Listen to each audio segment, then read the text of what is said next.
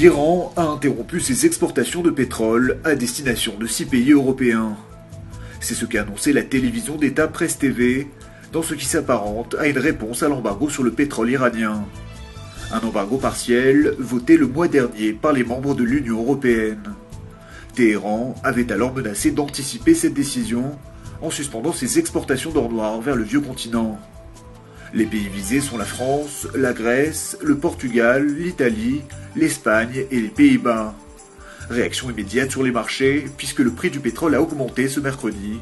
Il se situe à un peu plus de 118 $ le baril. 48 heures après la tentative d'attentat qui a touché Bangkok, l'enquête menée par la police thaïlandaise semble progresser. On apprend que les explosifs utilisés mardi matin étaient les mêmes que ceux retrouvés la veille en Inde et en Géorgie, et qui visaient l'ambassade d'Israël.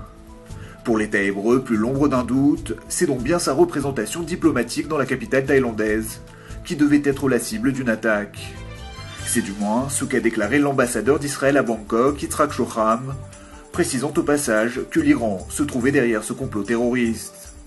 Pour preuve, il invoque l'arrestation de plusieurs ressortissants iraniens dans la capitale thaïlandaise. En dépit des craintes pour leur sécurité, les Juifs américains soutiendront n'importe quelle décision d'Israël concernant l'Iran. C'est ce que rapporte dans les colonnes du Yediot Aharonot Malcolm Hoenlein, l'une des grandes figures de la communauté juive aux États-Unis. Il précise qu'une délégation issue de la Confédération des communautés juives américaines se rendra prochainement à Bruxelles.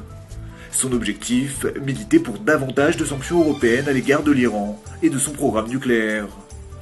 Très actif sur ce dossier, Malcolm Hoenlein précise que les responsables juifs américains voyaient comme un devoir leur action auprès des États-Unis et de l'Europe contre l'Iran.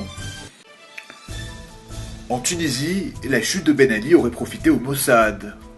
D'après le magazine Al-Moussawar, les services secrets israéliens auraient renforcé leur présence dans plusieurs villes tunisiennes au cours de ces derniers mois. Le Mossad bénéficierait sur place de l'appui de la CIA, à en croire Al-Moussawar, qui cite notamment un rapport du centre de recherche égyptien Yafa. On apprend que le Mossad pourrait utiliser la Tunisie comme nouvelle base arrière pour élargir ses activités en Afrique du Nord, notamment en Libye et en Algérie. Les services secrets israéliens pourraient également être tentés d'infiltrer plusieurs organisations islamistes, des organisations en pleine ascension depuis le déclenchement du printemps arabe. Il n'y a vraisemblablement pas d'âge pour l'immigration en Israël. La preuve, 2 citoyens américains quasi centenaires viennent tout juste d'effectuer leur alia. Originaires du Maryland, Philippe et Dorothy Grossman, mariés depuis 75 ans, ont fini par accomplir leur rêve en venant s'installer en terre promise.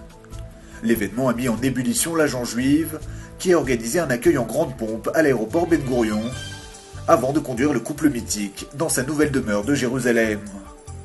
Philippe et Dorothy Grossman, respectivement âgés de 95 et 93 ans, retrouveront en Israël leurs 3 fils, mais aussi 14 petits-enfants. Sans aucun doute, pour leur plus grand bonheur.